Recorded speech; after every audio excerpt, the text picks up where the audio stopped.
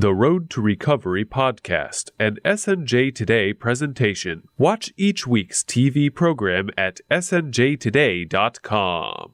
After nearly 8 years of drug addiction, Michael De Leon spent 12 years in prison and halfway houses for a gang-related homicide. Since his time in prison, he's dedicated his life to making the world a better place. He is the founder of Steered Straight, which guides young people away from the dangers of drugs and criminal activity. As a motivational speaker, he has spent thousands of hours talking to millions of young adults, and he has worked tirelessly to help people suffering find the road to recovery.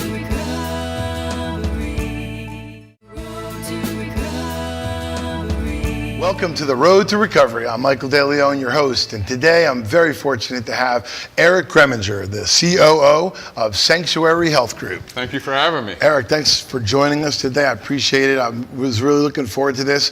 I know we were looking to do a show recently and schedules didn't allow it to happen, so I'm so grateful that you got here today. And I'm excited not only about what you're doing, about what you're doing in your business that I want people to be aware of. Cherry Hill, New Jersey, right? Yep.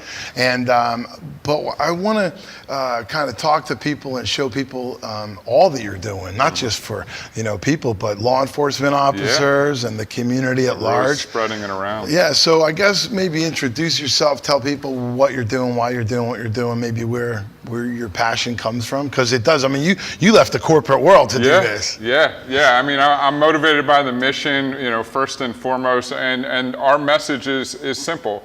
Since addiction is impacting every corner of our nation, every corner of society, all of our community, recovery needs to impact those same exact channels. So we use a program called the Everlasting Recovery Program, and first and foremost, I consider myself a trainer.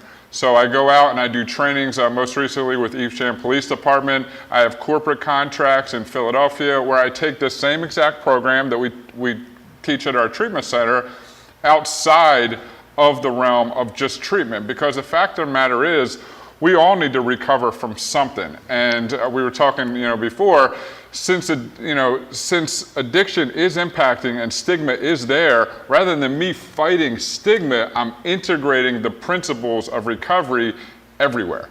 And that's my main mission. But we do these corporate trainings where we use the Everlasting Recovery Program to help people to recover their sanity, recover their purpose in life. Everybody's looking to recover something. But when we're all on the same page and we're working as a team, then in my opinion, the epidemic will dissipate from that. When we all have a vested interest and we're working out versus yelling at our politicians, hey, we need more resources, and funneling them in. So I want to, people like you and who are really motivated, teach the principles of this program and spiral it out. Right. Everlasting Recovery Program. And you guys designed that. Yeah. I actually designed it personally based on my experiences as a person in recovery, but I'm also a researcher. I have a background in psychology from Drexel University. I very much am a proponent of not hoping for success, measuring success. So everything that I do is measurable. Everything that I do, I'm able to take a look at and say, is this working? And if it's not, being willing to say, well, I'm going to try something different. Not just settle for the status quo because that's what's in place and that's what's the most efficient way to go about it. And no, man, this is life. This is our one opportunity at this amazing life. We're in recovery, and we get a chance that we didn't even know was there, And I tell people, this is an opportunity. Recovery is an opportunity, not to be as good as you were before you started drinking and drugging, but better. Right. And that's based on a concept called post-traumatic growth, which is at the core of it that I believe in. Right? I mean, the addiction doesn't just affect the people who are addicted. The family's affected, the community at large is affected, and then there's this ripple effect of chaos that our lives of addiction have on other people. And I don't think we talk enough about the ripple effect of recovery, the impact that we can have on other people when we're That's what we need to be talking about. And then people are inspired by that. We know the statistics. They're sad, they're depressing, but how many times are we going to do, especially and I love the advocates and they're all for it, but they're wondering why the attendance is low. All we're talking about is the negative statistics that everybody knows. Let's talk about the statistics of recovery, the hope, the opportunity, the growth, because there's so many of us out there. Being somebody in recovery, I grew as a result of the worst thing that ever happened to me. And a lot of people do. And when we talk about that more, it creates an interest. And then it also, from a person in recovery standpoint, they're saying, okay, I could do that. If that guy could do it, if Michael could do it, if Eric could do it, well, Right. I could do it, but we're not talking about it. Right. Yeah. If Michael can recover, anybody can recover. Like, Eric too, Yeah. But we're not talking about, with the enthusiasm and the passion that it needs to be talked about it with to attract people to this way of life versus push them, because that doesn't work. But when you say, hey, look what I've achieved financially. Look what I've achieved with my health. Look at my marriage. Right. Look at, we call that recovery versus just, a church basement, meeting 1 hour a night. That's a piece of the pie, but that's not the pie. And we need to start discussing recovery in the correct context in our communities, or we're not going to attract the millennials. We're not going to attract even people who've tried everything. Like, you haven't tried everything. You haven't tried the Everlasting Recovery Program. It's a lifestyle program. And so how can you say you can't recover if you haven't tried everything? Right. And then it hasn't worked in the past. Well, the method you used maybe didn't work. Sure. It worked for a period of time. I had a kid relapse that I know after 3 years in recovery, and he was like, I just threw 3 years away. And we started looking at it like, well, what did you do during those 3 years? Let's talk about those 3 years. And 15 minutes later, it was a lot of accomplishment. And then he was still like, well, I threw it all away. Okay, let's go back and go over this again. Look at what you accomplished. So that doesn't, your relapse is unfortunate, okay? It was a choice. You made a choice. Instead of, picking up a phone, instead of processing it, looking at your purpose and look at your accomplishments, something happened in your life and you went right back to the same coping mechanisms that you used to use before. You went back too far to that education instead of using the education that you were building at that moment. Yeah. You didn't throw anything away. No. Nothing. You don't throw. I'm so glad you brought that up. I love how people throw their addiction years away, but they won't throw their addiction years away, but they'll throw their recovery years away. And even those years, it's iterative. Life in general, it will never, ever, ever be May 1st, 2018 again. This is it. This is our only opportunity at this day. This is the only And if day. we focus on everything we've done wrong, it'll ruin the spirit of our day, but it'll also determine our future. But if I'm able to work with somebody and say, what have you accomplished? What principles, what non-cognitive skills did you have to use to accomplish this? Well, they didn't go anywhere.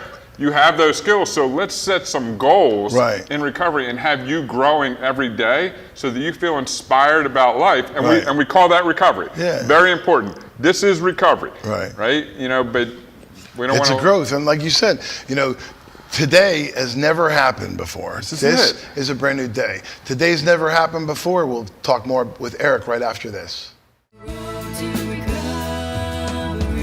Welcome back to the Road to Recovery here with Eric Gremminger. We're talking about recovery. And, the road to recovery is interesting. And I hear a lot of people talk about it. What concerns you, I guess, looking out on the landscape of the treatment field, the recovery movement, the addiction pandemic, redefining recovery scares me a little bit. Mm-hmm. People say, I know there's a training program, and people say, when is someone in recovery? When they say they're in recovery, and I go, time out, okay? I used to say I was in recovery when I was maintaining with alcohol, when I was maintaining with marijuana, when I was only using on the weekends. I was in recovery from my addiction. I wasn't in recovery. Yeah. Does that concern you at all, or do you look at that differently? Sure. I mean, it concerns me based on my experience and having tried those things. I'm very much a person who likes to promote what's worked for me, what I believe in. But again, I'm a researcher, and abstinence is the only avenue that's worked for me. And this is what we tell people, with the Everlasting Recovery Program. Rule number 1, drinking and drugging will never, ever, ever in any way be an asset in the pursuit of your goal. Whatever you want for this life, whatever we have left of it, remember, it'll never be May 1st again, but whatever we have left, drinking and drugging will never be an asset, right? Once you get that, I don't need to talk anymore about drinking and drugging. I don't need to analyze and talk about the addictive brain and tell you all, this is a reality. If you choose to do this, it's going to hinder your opportunity to grow. And then go design an amazing life, man, and call it recovery and help people and participate, in the community and be an example, be that vision of hope. I love that word, just be that. Yeah, that vision of hope for other people. And Yeah. you know, Gandhi, my favorite saying, Gandhi says, you know, you can only find yourself when you get lost in the service of other people. And it was incredibly impactful for me, because I was always trying to find myself, or, you know, find through drugs what I was looking for, or escape through drugs and alcohol what I was trying to escape. Same. Never worked. It wasn't for lack of trying. I tried to find it. Yeah. I never found the drugs that I was looking for, and I never found myself. Well, I found myself, I just didn't realize I was right there the whole time. Yeah. And now I find myself when I get lost in the service of other people. Service, vision of hope to other people, and you benefit yourself. No better feeling. You know, we have a full program. We're like, hey, you know, and then people who've completed our program, we train to become everlasting coaches, and now they're experiencing that, you know, and they're helping people on their journey, and we're just creating a sustainable model. You know, with no strings attached, no agenda. Like, here, you know, understand this, incorporate it into your life, and go help somebody else. You don't have to say anything. You got it from anywhere. Just live it. You know, and then the same with, you know, a law firm that I do the same message at. Like, hey, you know, talk about, you know, breaking stigma, right? Fighting doesn't work. Integrating recovery, though. I've had so many people come up to me afterwards and say, hey, I've been processing stress with a bottle in my desk. I'm so grateful that you were willing to stand up, somebody who's had success. You know, in general, I'm humbled by the fact that I've been able to achieve a good amount of success in life, incorporating these principles. So when I'm able to stand up and say, look, I am proud as heck to be in recovery. I'm proud of what I've achieved. I've grown in this way. Other people are starting to come forth, you know. And it's not even people who've fallen into full-blown addiction. No. I mean, there's people that are really struggling in their life, and they're functioning in their you know, chaotic and you know, irrational ways of coping. They're recovering their balance, you know, recovering their sanity, you know, sanity. And the same with like the merchant who is being robbed by a person who's in the grips of recovery. He doesn't want to hate. You know, he didn't get in this business to hate people, hate these kids from his community that have turned to this and resorted to stealing from him. So I help people like him through a same program that helps them. And then we're growing proportionally versus a family member or a community member not understanding what a person has to do to sustain their recovery. Right. It's like, you go get help. You go get the old Eric back. Well, the problem was that didn't appeal to me. There was a discontent with the old Eric. That's called resiliency, getting back to the recovery point. I teach growth. We need to be growing in each area of our life and define that as recovery. Right. That resiliency is a stage, but the growth. Yeah, right. I don't think we're talking enough about growth in recovery, growth in life. And if you're not moving forward, where are you going? Standing still, but then if the rest of the world's moving forward, maybe you're going backwards. So growth is important. We'll talk more about growth with Eric Gremminger right after this. Welcome back to the Road to Recovery, here with Eric, you're COO of Sanctuary Health Group. Yeah. So it's based in Cherry Hill? Yes, we have a location in Cherry Hill, and we also are about to open a detox and residential in Lake Ariel, Pennsylvania. That's the Poconos area. So that should be open by the end of the month. And so people can find out more about what you're doing in Cherry Hill. Yep. At your website? Yes, www.sanctuaryhealthgroup.com.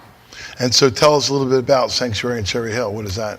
Sanctuary in Cherry Hill, we have a PHP, IOP, and outpatient program in a spa-like environment. We're very deliberate about where we wanted the center to be and what the atmosphere. We want to help people to make positive associations with recovery and prideful circumstances. So, upscale center with, of course, the Everlasting Recovery model. That's by far, in my opinion, our biggest, what we're offering that's different. And that's, at this point, we have the statistics to back us up and to prove this is really working with quality of life, with helping people. So we have that program, and then we have expressive therapies, drumming therapy, we have art therapy, we do massage, we take a holistic approach. We have a holistic healthcare specialist on site who does sound bowl healing, yoga. So we very broad.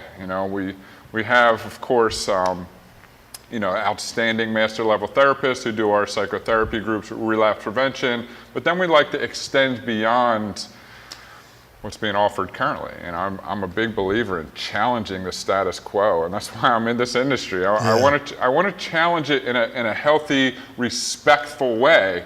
I believe there are incredible people in this industry using an incredibly old model. And this new generation needs a new model of recovery. Yeah, it's obvious. The statistics don't lie. That's what I love about being a researcher, and it's just very objective. Say, look, this is the success rate. This is what's going on. Are there some things working? Sure, let's extract those. Sure. Let's apply them to this, okay? Recognizing that there's amazing people, but let's offer this program. Let's call this a lifestyle. Let's work towards growth, not stopping something old, building something new. And that's how human behavior, I mean, if you know anything about neuroscience, that at our most basic level, we're moving towards pleasure or away from pain. And that's... Yeah, and I hate when people say, well, addiction hasn't changed in 80 years, and I'm like, what show are you watching? Yeah. Addiction has changed. It Traumatic. The brain's changed. Yes, it has. And our environment's changed, sure. and our generations have changed. Yeah. I mean, look at the difference. We were talking before, the difference between the DSM-4 and the DSM-5. I despise the growth of disorders in this country. The DSM is like a billing manual to me, and I wish that we would look beyond the disorder, at the recovery of the person, the whole person, holistically.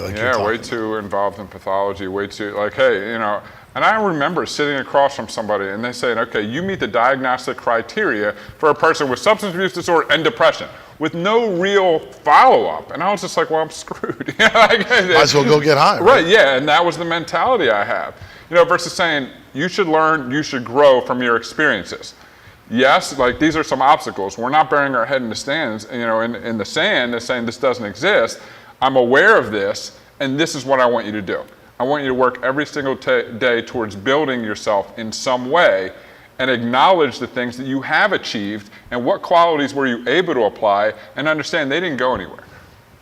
We don't lose anything with addiction. It becomes obscured, right? And we remove the obscurities, but only in the pursuit of growth. Stopping something old, that's not working. It doesn't work. And then the positive psychology movement with Seligman, at UPenn, these are strength-based approach. Right.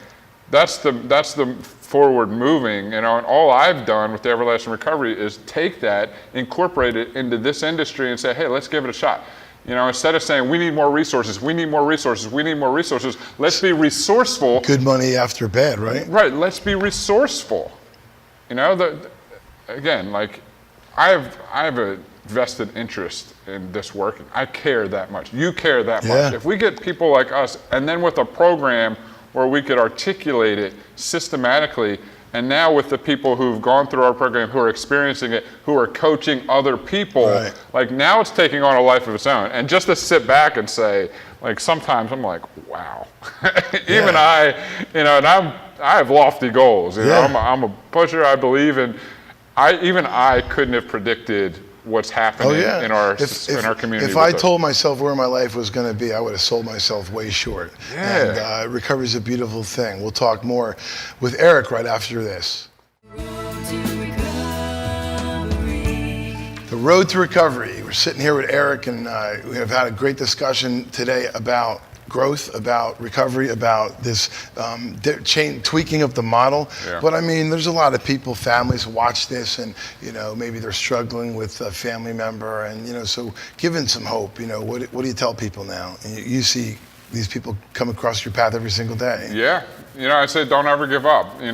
Recovery is an opportunity not to be as good as you were, but better than you've ever been. I'm an example. Michael's an example. We've seen so many examples, and it's easy to just say, okay, because it's been like this forever, it will always be like this. That's not true. It's iterative, this process, and you live and you learn and you grow, but also understand our program. Reach out. This Everlasting Recovery program really is designed just to help people. That's the reason I got into this business. That's the reason I created it. But we also believe that not everybody has access to just treatment. So we do, I have a page called Motivated by the Mission. It's a YouTube page, no agenda, no commercials. We're not pushing anything. It's positive content where, people who've gone through our program or people who just want help could check in, get a refresher, a 2 to 3 minute refresher with our therapist, with our holistic healthcare specialist. Motivated by the Mission YouTube page and Facebook page. Hop on there, learn a little bit just about what we're doing as people in recovery. So my goal is to have people from every walk of life be willing to say, I'm in recovery. I'm in recovery. I'm in recovery. Right. Not just stopping addiction. We're all in recovery as a community, as a nation. So let's team together. Sure. And I know being anonymous is important to some people, but I think we screw up anonymous with anonymity, and there's a big difference. You don't have to be anonymous, in my opinion. Yeah, I agree with you. Yeah. I respect everybody's path. We both found that path, the same path. Right, yeah. And I went that route in the beginning. Now I see, again, from looking statistically, if this is ineffective and it's a matter of me having been given so many gifts and just standing up and saying, here I am, I'm in recovery. But the encouraging thing is the response that I've gotten. Like, I would have never guessed it. They would judge me. No, basically they're like, wow, I want what that guy has to have. I want whatever that guy has. Give me some of that. I want some of that. And they'll stop drinking and stop drugging, because the bottom line is it isn't an asset. It's not going to optimize your health. It's not going to optimize your relationship. Like, there's a balance, of course, and I'll tell the corporate clients, like, okay, you have happy hour or whatever, but a lot of them I'm just going to stop drinking altogether, because right. I want that level of enthusiasm and passion and belief in myself that you have. And I learned that in recovery. Absolutely. Recovery is a beautiful thing. Eric, thanks so much for joining us. Sanctuary Health Group, the road to recovery. Please reach out. If you need help, reach out. We're here to help. We'll see you on the next episode, The Road to Recovery. I'm Michael De Leon.